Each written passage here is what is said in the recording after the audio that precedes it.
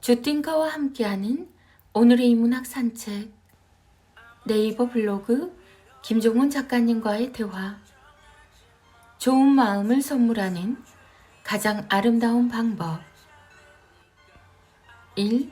현장에서 잠시 지켜본 적이 있는데 재해나 전쟁, 사고를 통해서 구호품과 돈이 필요한 나라가 생기면 엉뚱한 구호품을 보내는 경우가 많다.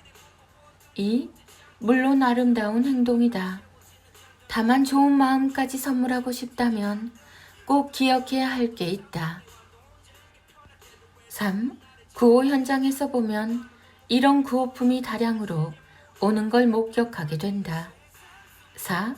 쓰레기 그 이하도 이상도 아닌 것들. 정말 구호품을 열어보면 한숨만 나올 때가 많다.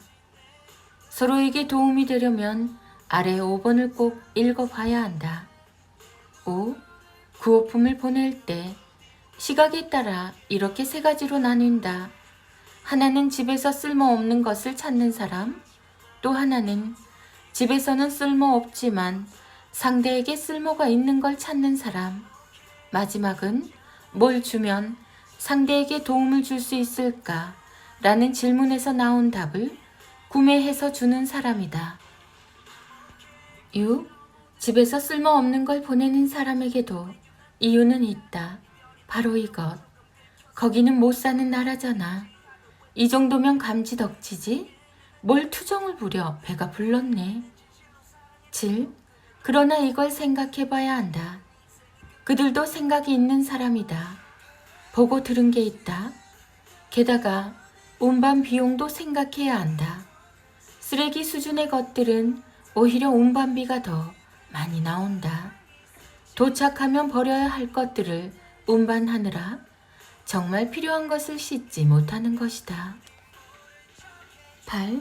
그래서 현장에서는 자주 이런 이야기를 한다. 구호품도 좋지만 가급적이면 돈을 보내주는 게 가장 좋다고. 그래야 현장에서 정말 필요한 곳에 쓸 수 있다. 9. 그럼 뭘 믿고 돈을 보내냐? 중간에 다 빼돌리는 거 아니냐? 라고 웅수할 수도 있다. 물론 그런 일이 생길 수도 있다. 그런데 그런 생각이라면 세상에 할 수 있는 일이 별로 없다. 10. 누군가를 도울 때는 이런 생각으로 접근해야 한다. 내가 준 마음이 모두 다 도착하지 않더라도 괜찮다.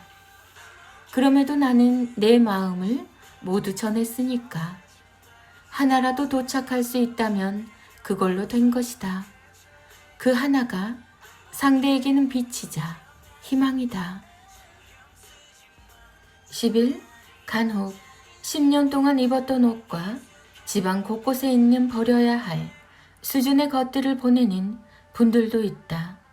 마지막으로 다시 한번 기억하자. 12. 아름다운 마음을 전할 때는 그 마음에만 집중하는 게 좋다. 아프고 힘든 그 사람에게 무엇이 필요한지 선물을 주려는 마음으로 다가가면 모두가 행복해진다. 13. 또 하나. 그럼 너는 얼마나 대단한 걸 보냈냐? 왜 국내에도 도움이 필요한 곳이 많은데 해외로 돈을 보내냐? 라고 묻는 분들도 있다. 다시 마지막으로 하나만 더 전한다. 14. 그저 내 손길이 필요한 분들에게 손을 내미는 것이 우리가 지금 해야 할 일이다. 아무런 이유도 변명도 소용없다. 사랑이 필요할 때 깊이 사랑하는 것으로 우리는 인간의 가치를 전할 수 있다. 당신에게 실력이 있다면 먼저 실력을 증명하라. 2023년 2월 한 기자 간담회에서 피아니스트 조성진은 한국인들이 유독 콩쿠르에 자주 나오는 이유에 대해서 이런 이야기를 들려줬다. 제가 콩쿨 나가는 것을 반대하는 편이어서 콩쿨 자체는 싫어하지만 사실 그것밖에 기회가 없을 수 있습니다. 콩쿨에 나가면 인지도가 쌓여 연주 기회가 생기고 그 연주를 잘하면 매니지먼트사와 계약할 수 있고 연주할 기회가 생기기 때문이죠. 콩쿨은 결국 대중에게 자신을 보여주는 자격증과 같은 의미라고 볼 수 있다. 대중의 수준이 높아져야 한다거나 수상만 강조하는 문화에서 벗어나야 하며 예술인에 대한 배려와 처우 개선이 필요하다는 주장도 중요하지만 그건 결코 쉽게 되는 게 아니다. 말로만 할 수 있는 일이 아니며 지난 수백 년 이상 바뀌지 않았기 때문이다. 다산 역시 그 옛날에도 같은 의미의 말을 남겼다. 주요 부분만 추려서 간단하게 압축하면 이렇다. 과거 시험이 결코 올바른 제도라고 말할 수는 없다. 하지만 네가 가진 재능과 꿈을 펼치려면 반드시 통과해야 할 관문인 것은 분명하다. 그래서 공부는 하기 싫어도 꼭 해야만 한다. 시험에 통과해야 비로소 세상이 너의 소리에 귀를 기울일 것이다. 세상이 내 실력을 아직 몰라주네요. 왜 내 이야기에는 귀를 기울이지 않죠? 내가 더 잘할 수 있단 말입니다. 이렇게 아무리 외쳐도 사실 별 소용은 없다. 책도 마찬가지다. 세상에 나쁜 책은 없으며 아직 알려지지 않았지만 좋은 책은 얼마든지 많다. 하지만 그 모든 책이 대중에게 전해지는 건 아니다. 작가가 아무리 내가 최고야, 내가 진정성이 있지 라고 혼자 아무리 생각해도 대중은 그 사실을 아무도 모른다. 조성진이 콩쿨을 언급했듯 다산이 과거 시험을 강조했듯 당신에게 실력이 있다면 그걸 증명할 자격을 갖춰야 한다. 점점 늙어간다. 동네에 아인슈페너 맛집이 하나 있다. 최근에는 사람이 가득한 커피숍을 보며 지인이 왜 이렇게 인기가 많냐고 물었는데 머릿속에서는 아인슈페너 맛집이야 라는 말이 분명히 나왔는데 입에서는 결국 다른 말이 나왔다. 거기 아인슈타인 맛집이야. 괜찮아. 살아있었다면 아인슈타인도 좋아했을 거야. 역시 난 물리학과 출신이야.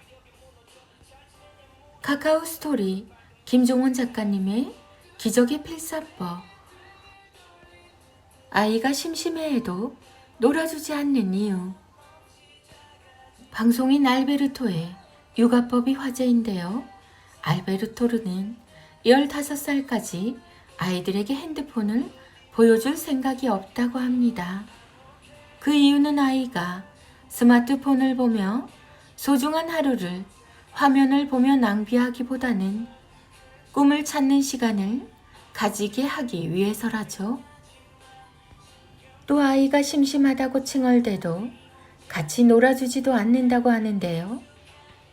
오히려 아이가 심심할수록 좋다고 말합니다. 심심하면 무엇을 할까? 무엇이 재밌을까? 생각하게 되잖아. 그렇게 자신이 좋아하는 것을 찾게 돼.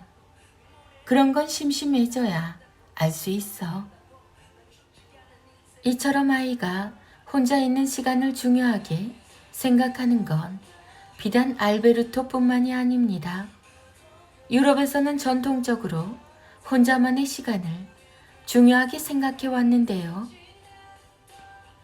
유럽의 많은 철학자와 예술가들은 철저하게 혼자만의 시간을 지켰습니다. 혼자 스스로 생각하는 시간만이 진정한 자신을 만나는 시간이라고 생각했기 때문입니다. 아이가 심심하다고 하면 바로 스마트폰을 보여주거나 놀아주려고 했으나요? 24시간 한시도 아이 곁에서 떨어져 본 적이 없다고요? 하루 중 30분만이라도 아이가 혼자 있는 시간을 갖도록 해주세요. 처음에는 빈둥거리며 무엇을 할지 몰라 방황할 수도 있습니다. 하지만 그 시간이 반복되다 보면 스스로 생각하고 또 스스로 행동하며 무언가를 찾아 즐기는 아이가 될 것입니다. 우리의 삶이란 우리의 생각이 변화를 만드는 과정이다. 마르쿠스 아우렐리우스. 아이가 혼자 있는다는 것은 남들과 다른 사람이 되어 간다는 뜻이고, 다른 사람이 된다는 것은 자기만의 세상을 창조하고 있다는 세상에서 가장 근사한 일입니다. 아이가 자신의 세상을 창조할 수 있게 혼자 있는 시간을 허락해 주세요. 부모, 자녀 교육, 부모 교육, 책 육아, 홈스쿨링, 인문학, 초등, 초등맘, 육아, 육아맘, 부모 인문학 수업. 아이들의 낭송이 이어집니다. 인문학의 대가 김종은 작가님의 하루 한 장 365 인문학 달력. 스스로 펜을 세운 아이는 결코 세상의 바람에 흔들리지 않는다.